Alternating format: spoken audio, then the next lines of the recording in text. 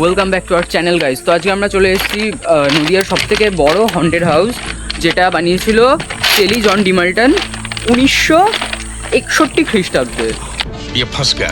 তো সেটা এখন পুরো পড়ে ভাঙচুর অবস্থা, একদম পুরো ছাই হয়ে গেছে সব কিছু, শুধু খাঁচাটা দাঁড়িয়ে আছে। তো সেই খাঁচাটার পরিদর্শনে আজকে আমরা যাচ্ছি সেই হন্টেড হাউসে। ভাই ওটা কিন্তু দারুণ একদম, মানে যাকে বলে হানাবাড়ি একদম। মানে সো গাইস, মেন কথা হচ্ছে এ জানে না, ঠিক আছে? আমি বলছি আমরা এখানে আজকে রাত কাটাবো। কি হলো, আগে গেলি কেন? দেখলাম ভয় পাচ্ছি। তো ওই যে দেখতে পাচ্ছ দূরে হানাবাড়ির একদম মেন পয়েন্টের যে মুখের গেটটা দেখা যাচ্ছে, ঠিক আছে? আর আমার সঙ্গে আছে দীপতর্ক। চ্যানেলটা সাবস্ক্রাইব করে দিও, আর পাশে থাকা বেল নোটিফিকেশনটা প্লিজ অন করে দিও। কলে করে দিল। ও আচ্ছা আচ্ছা, নতুন ব্লগার তো, চলো। সেই ভুতুরে আমবাগান দেখতে পাচ্ছ। তো গাইস, এটা সেই হানাবাড়িতে যাওয়ারই একটা সুড়ঙ্গ পথ ছিল, যেটা বর্তমানে ভারত সরকার দ্বারা বন্ধ করে দেওয়া হয়েছে। তো চলো আমরা মেন গেট দিয়ে ঢুকি। ভাই রাতের বেলা এখনো শোনা যায় নাকি এখানে চিৎকার? তো এখানে কাঞ্চনা নামে একটা মেয়ে ছিল, তার চিৎকার নাকি এখনো ভেসে ওঠে মাঝে সাঝে। এই যে মুড়াগাছা স্টেশনের মেন রোড, একদম স্টেশন রোড। সো ওই যে দেখতে পাচ্ছেন দূরে ওই যে হানাবাড়িটা, এটা হচ্ছে আমাদের মেন পয়েন্ট। এখন আমরা ওইটার ভিতরে যাব আর রাত কাটাবো। রাত মোটামুটি পুরো রাতটাই কাটাবো, সকালবেলা আমরা যাব। তো দেখবো কারা বেঁচে বাড়ি ফেরে, ঠিক আছে? এটা আমাদের আজকের একটা মেন পয়েন্ট। ওকে দীপতর্ক, একদম একদম। বেঁচে বাড়ি ফিরতে পারবি তো? রাতের বেলা এখানে কিন্তু ভাই অনেক অনেক অনেক অনেক চিৎকার শোনা যায় ভাই রাতে এখানে। আচ্ছা দেখা যাক। তো ভাই আমার কিন্তু এখন একটু ভয় ভয় লাগছে, ঠিক আছে? What? Bro, what are you talking about, man? ভাই ভয় লাগছে কিন্তু, সাবধান সাবধানে সাবধানে।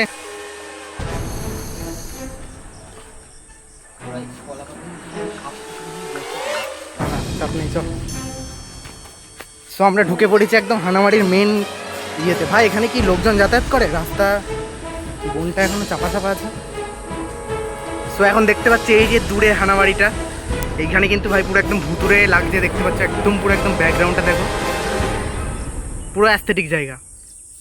সো এইখানে আমরা একটা শর্ট ফিল্মও করেছিলাম, ফিল্মের নাম হচ্ছে কাঞ্চনা মহল। এইটা টপিকেই বানানো। তো দেখো একদম বাড়িটা পুরনো, একদম পুরনো সেকেলের জমিদার বাড়ির মতো, ঠিক আছে? এখানে দোতলায় যাওয়া, এখানে এর আগে যেবার এসেছিলাম সেখানে দোতলায় যাওয়ার রাস্তাটা খোলা ছিল, কিন্তু ভারত সরকার দ্বারা বন্ধ করে দেওয়া হয়েছে এখন। ভাই তোর ভারত সরকার সবই বন্ধ করে দিচ্ছে, চ। কেন এরকম করতে ভালো লাগছে না এখন? তো দেখো আমরা এখন একদম বাড়ির ভিতরে ঢুকে বললাম, ঠিক আছে? ফ্ল্যাশটা অন করি। এই দেখো বাড়ির ভিতরের জায়গা, পুরো ভয়ানক জায়গা। এখানে সব থেকে এদিক দিয়ে নিয়ে আয়। এখানে সব থেকে দারুণ জিনিস হচ্ছে বাড়ির পিছনের বাগানটা। জাস্ট অসাধারণ বাগান ছিল তখনকার দিনে। দেখো বাগানটা, জাস্ট অসাধারণ একটা বাগান। এখনো যদিও জঙ্গলে ভর্তি হয়ে গেছে জায়গাটা, তবে পুরো অ্যাস্থেটিক জায়গা ভাই। সো আমরা যেমন বলেছিলাম আমরা রাত কাটাবো, এখানে এসে একটা কাকুর সঙ্গে দেখা হয়ে গেছে আমাদের, ঠিক আছে? এই কাকু আমাদের সঙ্গে রাত্রিতে থাকবে এখানে। সো আমরা বলছি এখন টাইমটা কটা বাজে, এখনও টাইম আছে, এখন সন্ধেবেলা। তো প্রত্যেক টাইমে টাইমে আমরা জানাবো যে এখন কেমন সিচুয়েশন চলছে আমাদের সঙ্গে এই ঘরের মধ্যে। জায়গাটার বিষয় মানে এরকম ভৌতিক জায়গা, ভয়ানক জিনিস, ভয়ানক অবস্থা, পুরো ধ্বংসস্তূপ। এই জায়গাটার ব্যাপারে যদি কিছু বলেন আপনি। ব্যাপারটা হচ্ছে এই জায়গাটা হচ্ছে রেলের কোয়ার্টার। বহু পূর্বে এখানটা আমরা যখন 5-7 বছর বয়স, তখন এখানে একজনা রেলের সাহেব থাকতেন, তার এই বাংলো। সেই লোক গলায় দড়িতে আত্মহত্যা করেছিল। শুনেছিলাম নাকি এখানে কাঞ্চনা নামে একটা মহিলাও থাকতো, তিনিও শুনেছি মারা গেছে। হ্যাঁ হ্যাঁ হ্যাঁ। এবার সেই থেকে এই জায়গাটা ভৌতিক। এখনো রাত্রে, গভীর রাত্রে সেই সাহেবের চিৎকার শোনা যায়। কেউ এই জনশূন্য এলাকায় কেউ কখনো এসে এখানে আসে না। তো আমরা ভাবছি এখানে আজকে রাত কাটাবো, মানে থাকা যাবে?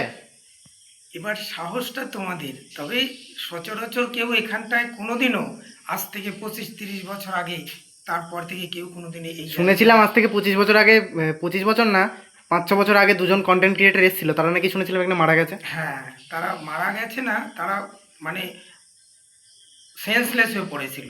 ও আচ্ছা আচ্ছা, মানে শুনেছিলাম তাদের সঙ্গে নাকি এই কাঞ্চনা নামে মহিলাটা দেখা দিয়েছিল বা কিছু এরকম। শোনা যায় সেটা, সেটা আমি দেখিনি, শুনেছি। যাই হোক, মেন কথা জায়গাটা খুবই আচ্ছা, ভয়ানক। এরকম কি হয়েছে যেখানে রাত্রেবেলা কেউ এসছে পরের দিন তাকে আর খুঁজে পাওয়া যায় না? না, ওরকম কিছু না, সেন্সলেস হয়ে পড়েছিল এটা শোনা যায়। মানে কেউ এসে এখানে রাত্রি যাপন কোনোদিনও করেনি, আজ 40 বছর হলো। আচ্ছা, আচ্ছা ঠিক আছে, থ্যাংক ইউ গাইস। আমি এখন মানে মোবাইলের টর্চ লাইটটা জ্বালিয়ে রেখেছি। তো ভাই কটা বাজে এখন?